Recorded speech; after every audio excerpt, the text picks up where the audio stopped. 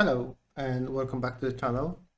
This is the second episode of us working with sockets and maps to show how to do live updates in React and TypeScript. As you can see, I am recording without the camera this time. And this is due to the fact that I noticed that I'm moving around a lot and I cannot really focus on the camera and position my face so that it's visible in the camera. So I just disabled it. Anyway, it's no use of us, but let me know.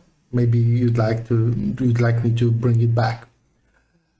So where we left off is we're having a server that is feeding us with data. Currently, the data length is set to 100, and we connected to our server. We set up the socket, and we're receiving that data, which is visible right here. Okay, so probably what would be the most interesting for us right now is to, show some kind of map, right? So let me get rid of all of these. Oh. Maybe let's do this correctly this time. I will not need any header. What I will need is some kind of container, but let's see, we can use that. I'm gonna just do I shouldn't do inline styling, I know. Okay, let's do some CSS. Let's go to index CSS or app CSS. Okay, that's fine. And let's add a class called container. I will set the display to flex, the flex to 1, and the height to maximum.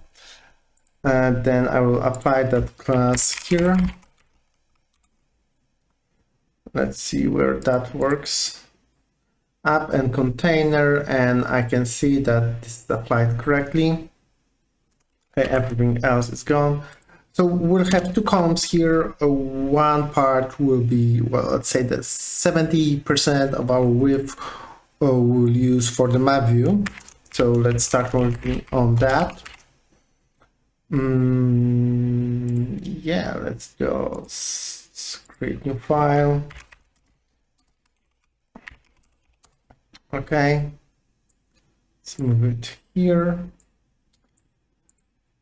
Let's bootstrap the component, and here I have to decide about my data a little bit, because currently it has parameter of the type of any, and I would definitely like to see it typed.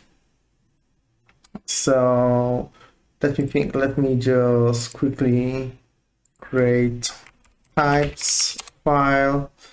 Here I'm gonna set up the interface called vehicle, and this should match whatever we get from our wonderful API, and we get stuff like ID, lat, long, and name. Okay.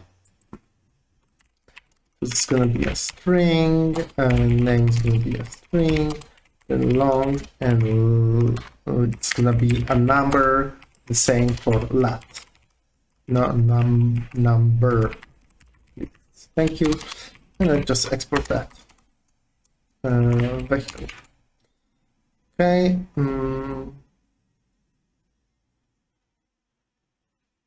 Export type. Okay. It's fine. So now, in our app, I could set up a state, say that's have vehicles and set vehicles, and it's gonna be use state of type vehicle array, starting as an empty array. Okay, and once we get the data, we'll just set the data to the state.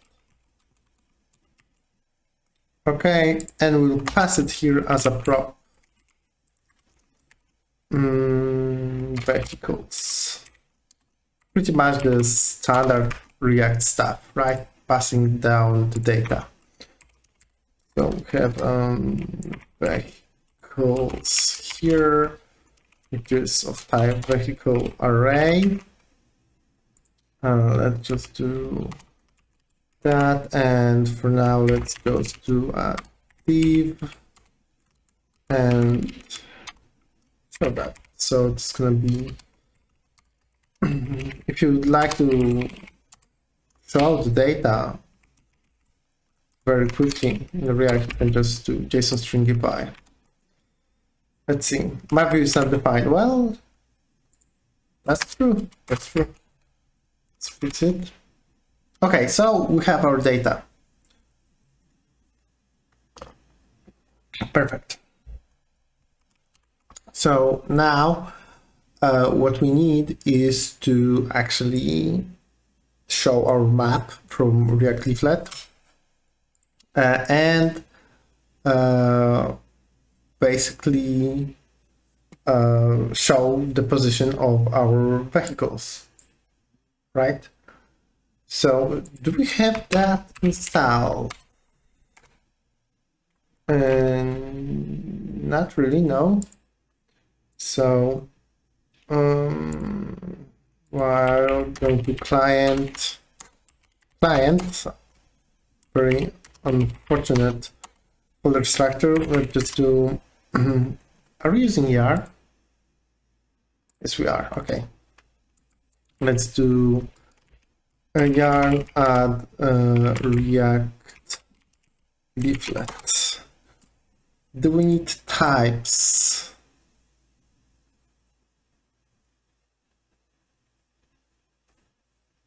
Not sure. I don't think so. Oh no, we do. So okay, well, sorry. That's gonna be interesting because we could go with React Leaflet, and it's like let's try that, because that's gonna be actually quite interesting learning process. So let's see, import from React Leaflet. Basically what we need from here is, let's see, have use map consumer. I'm gonna assume we need some kind of getting started. Okay, map container and markers.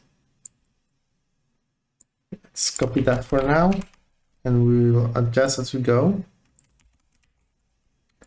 So map container, tile layer, marker, top. Okay, let's see. Can't resolve leaflet. Sure. Let's add that types leaflet.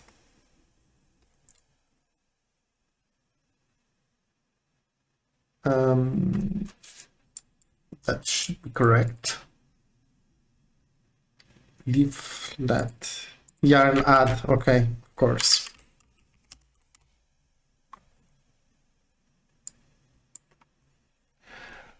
Well, the problem you'll see here is we could go with React Leaflet, and that would be fine for our case. But our aim here is to display 10,000 of points, meaning feeding React with what we need. Model pairs failed. Try that. Let's try restarting that. Yarn start.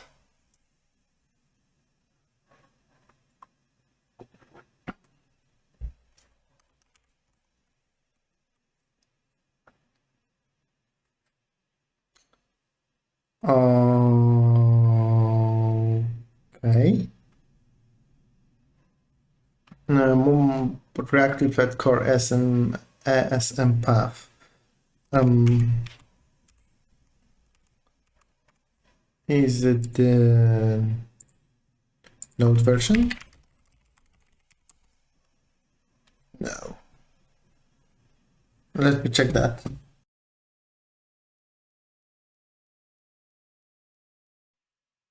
One important thing I forgot to mention, if you're using the latest version of Create React App, what you should do is go to the browser list and change it to that. If you search for React Leaflet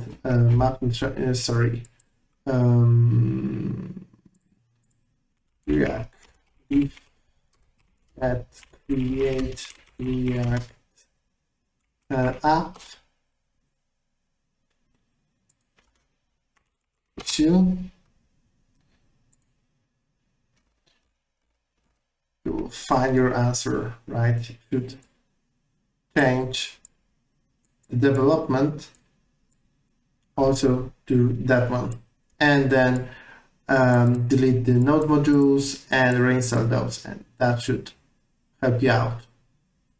So yeah, that's how to fix it. It took me some time to figure out, but it works. So basically what you need is not only to install the React Leaflet and Leaflet package and types for Leaflet, because we're using TypeScript, but also if you go to a quick start guide for Leaflet.js, not React Leaflet, there's a code for CSS and JavaScript that you have to add. Of course, we are adding that in the head of our index.html file, so that this is loaded before everything else. And then our base code for React Leaflet that we have from here will work.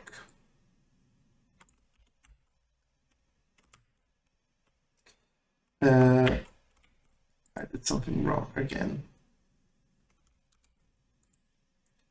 Oh yeah, if you copy that, you'll get into that.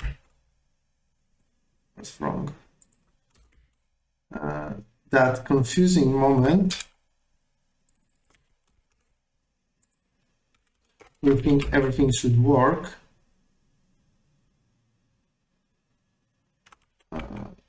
It's not assignable. Damn switch. Okay. But also you need to add styles, because you will end up with a white screen. So you have to take your map container and you have to add a style, probably setting it to maximum. Okay, and there you go. So that was a little bit confusing. So remember, first thing, to add the CSS and JS from the Leaflet.js quick start guide. And then when you're taking the code from React Leaflet, the pop-up with marker, the simplest of the examples, remember that you should also provide the styling, providing width and height to your map container. And that gives us our wonderful pop-up, right? And we have the controls and it works properly, as you can see. So let's solve our first issue here. I would like it to be centered in Gdańsk.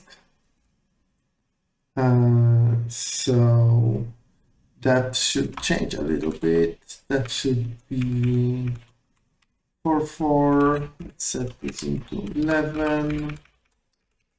And let's change that to 1841. Our marker will no longer be visible because now we're looking at the Tricity, north of Poland, Pomerania. Wonderful place to live, if you ask me. Okay, so now that we have our vehicles, what I would like to do is turn them into markers. So that's going to be rather simple. So what I'm going to do is simply delete that, define vehicles, and map them to markers. So take that and then just turn a marker. And marker requires a position. I'm going to also provide it with a key. Will be vehicle ID provided with position, and that is vehicle latitude, and then vehicle longitude. Okay, let's see. Vehicles map is another function.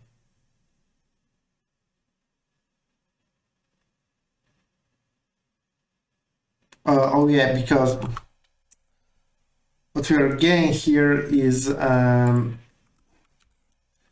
that's true, because what we are getting here actually is a map, right? So basically we need to get object keys that will return an array, then map the, that's going to be our ID,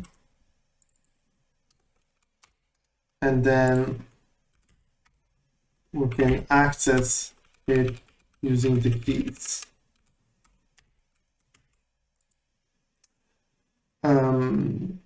This is a string. That's not an array. I'm wrong about that. What we are getting actually, well, I'm not technically wrong. What we're getting is, yeah, we're getting an object. So let's create another type.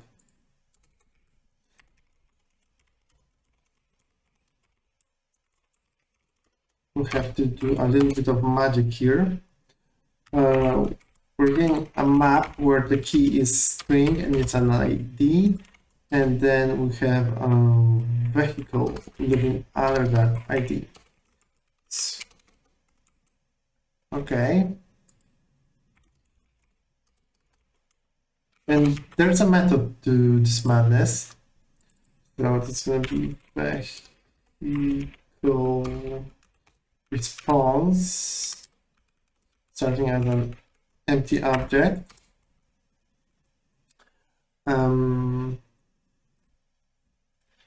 And what we're returning here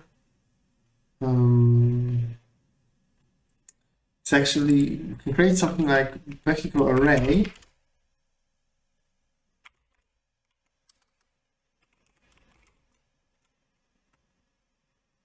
Vehicle array.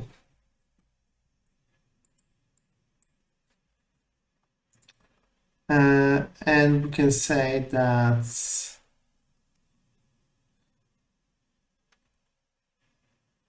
we can use memo to memorize it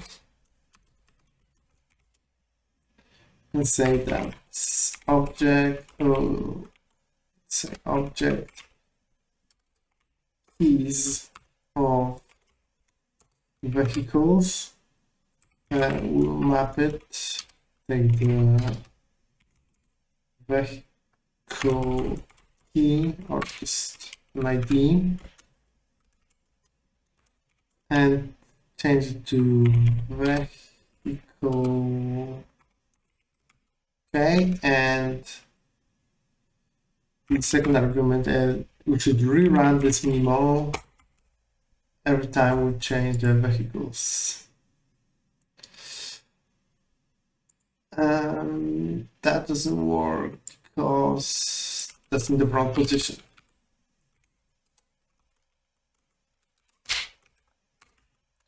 Okay, so what is happening here? Let me just fix that real quick.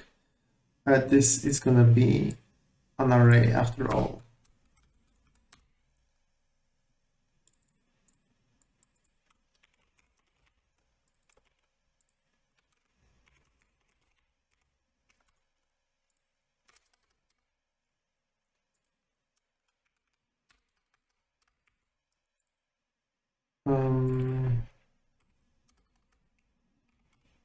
Okay, so what is happening here?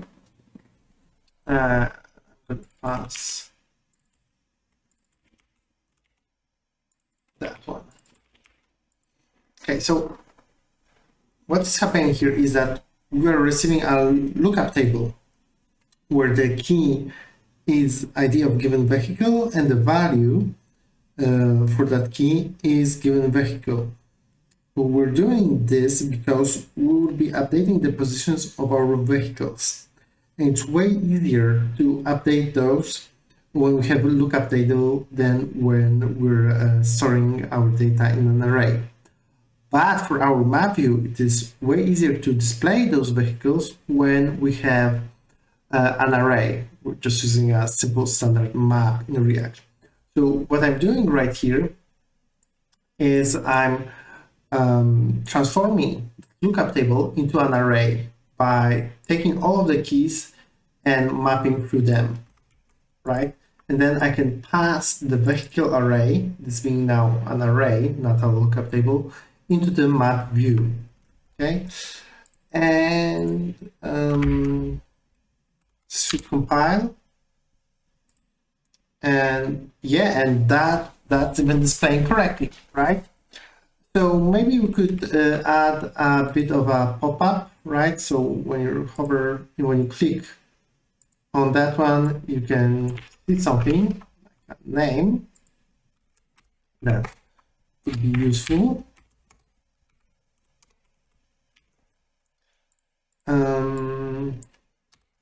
So that's going to be vehicle name, right? And we have the position of our wonderful cars. So this is BM view, and yeah, it's always the same. Cool. So this is how we solve that issue, but now we're serving only 100 entries in our data. Let's bump it up and let's see what happens.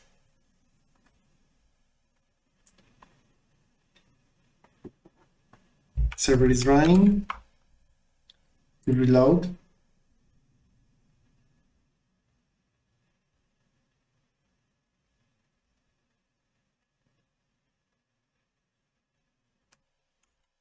As you can see, it's taking significant time loading. Let me reopen that even. You can see nothing is happening, and even our DevTools are, well, not rendering. they're stuck, right? And why is that? Well, this is really, oh, now you can see it, right? Like, well, that's a lot. Well, this is problematic because what is happening here is we're shoving 10,000 elements, right? Each one for each market we render into React, meaning we shove all of this data into virtual DOM and force React reconciliation algorithm to understand and parse all of the data. And that's a lot. And as you can see, it's not really efficient. Even when I try to zoom in and zoom out, the UI is completely unresponsive. So that's the problem that we are facing when there's a lot of data. And in the next episode, I'm going to show you how to actually overcome that issue in a, I'm thinking, rather smart way. So I'm going to leave you with that, and I'm going to show you how to fix it in the next one. So, goodbye.